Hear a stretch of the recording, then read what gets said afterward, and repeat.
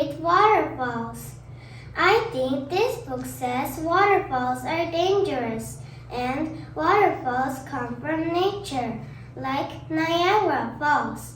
Tabitha thinks water spilling from a cup equals waterfalls. But Parker teaches Tabitha and said that is not a waterfalls.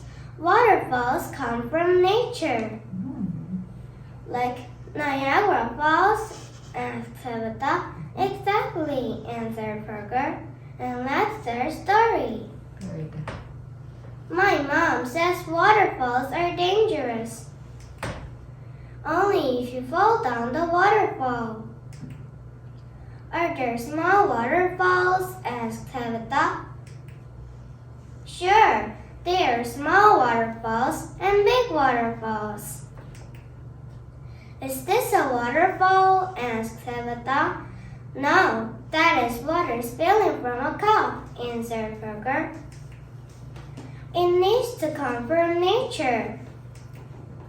Like Niagara Falls? Asked Tabitha. Exactly, answered Parker. The end. Thank you for listening to my story. Bye-bye. Very